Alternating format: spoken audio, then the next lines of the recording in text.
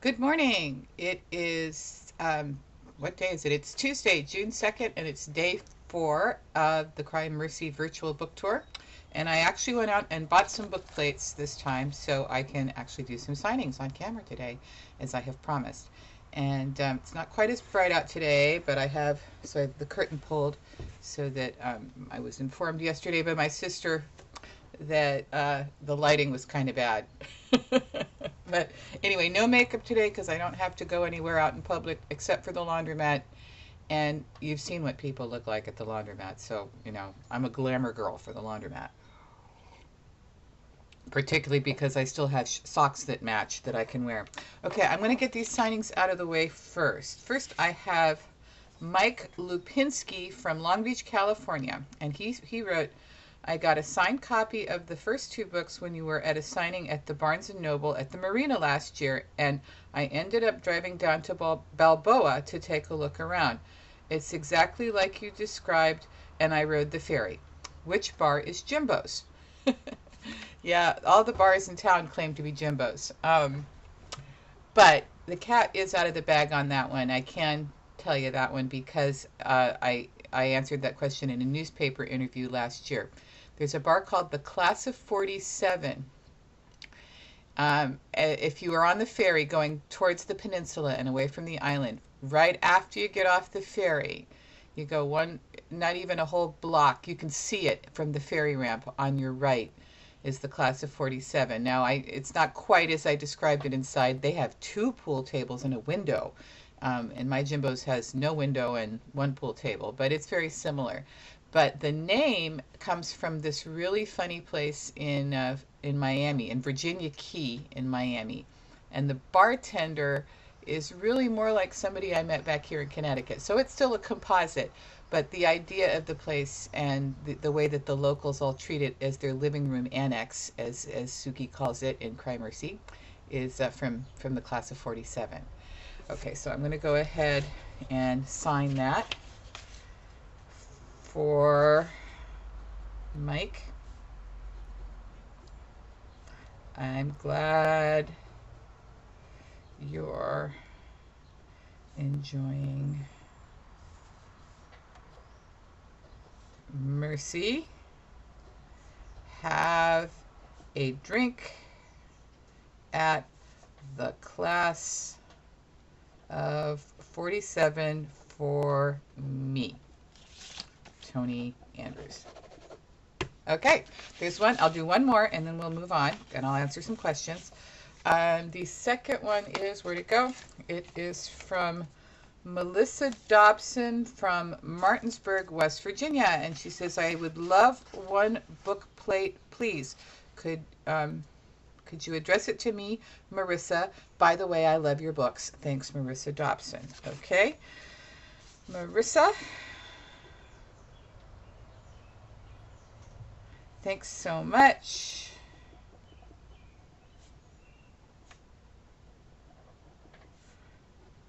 For being a Mercy fan. Enjoy.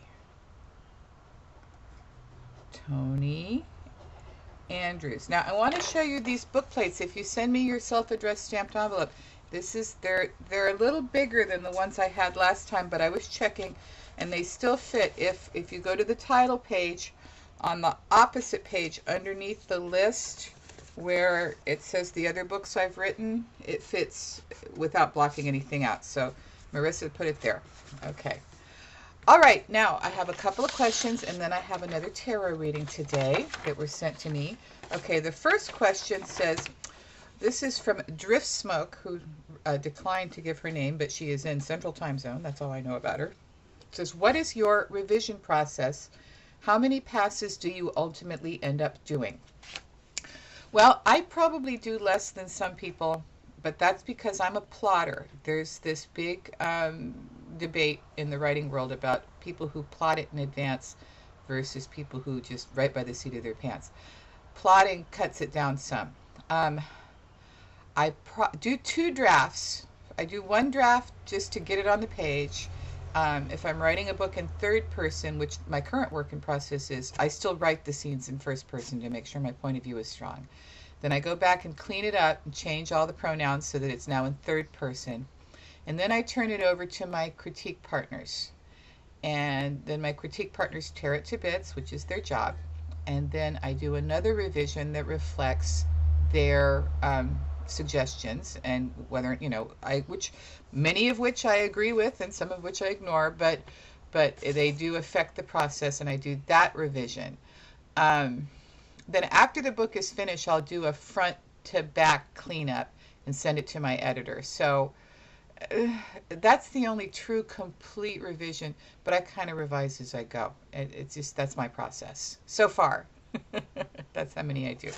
My other question is from Rachel from London, wants to know, says, do you know if they are going to reprint the first and second books in the Mercy series? I haven't read them and would love to. Oh, now this is huge, Rachel, because Mira, my publisher, and they're a wonderful publisher. I don't want people to think I'm dissatisfied with Mira, but their claim to fame, Mira is owned by Harlequin Silhouette. It's the non-romance line of Harlequin Silhouette, and their claim to fame are those category romances, where there's like Harlequin intrigue or silhouette. They're very specific categories of romance, and they come out once a month, and they stay on the shelves for 1 month, and then they're replaced by a new round of books.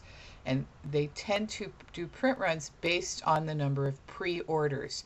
So if they've got 45,000 pre-orders, they print 50,000 books, and that's generally it. They will do reprints if they're flying off the shelves, but that's what you call velocity. There's the total sales, and then there's velocity. And the total sales is like how many sales you make, but velocity is how many you make in the first month. The first 2 books in the Mercy series both, quote, sold through, unquote, but they didn't have a lot of velocity. They didn't sell fast, and that's what has them make the decision. Now, if there's a big enough demand for them, which based on the email I get, there seems to be, they would do a reprint, but they don't really have any way of knowing people are looking for that book. So the best, if you want to help me, all my followers out there, if you want to help me with this, go to the eharlequin.com website and go to the Contact Us link and find the customer service link and email them and tell them, hey, if you reprinted Beg for Mercy or Angel of Mercy, I would buy them, and see what happens. I should do that every day on my video and see how that works out.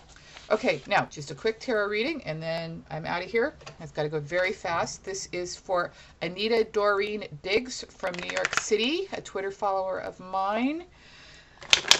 And Anita, we'll be thinking of Anita. Everybody think of Anita. If you've seen her picture, she's very beautiful on Twitter. Okay, Anita. And she used to be an editor, and now she does various services for writers, which I thought was very interesting. Okay, and we've got your 3 cards. They are, the 10 of Swords, the 10 of Wands, and the Empress. Okay, Anita, you are working way too hard. Way, way too hard. And, well, the first one may not be work. I'll hold this up. Okay, look at that. Not a very pretty card, is it? See all those swords holding that down? This guy has hit rock bottom. Events have exhausted him. He is exhausted. Then we have the 10 of Wands. This guy's trying to carry everything. He's trying to carry everybody's burdens and do it all himself. He set all these goals and he thinks he has to meet them all. Anita, take a rest. You don't have to do it all. You don't have to be Wonder Woman. It's okay. You need to embrace the serene power of the Empress. I wish I had time to explain the fabulousness of the Empress. Go online, go to learntarot.com and look up the Empress, and she will give you some advice for the future. That's it, folks. I'm out of time. And follow the lady who does this site, Dark Reviews, on Twitter, because she gives fabulous, Kimberly Swan gives fabulous reviews of urban fantasy. Bye.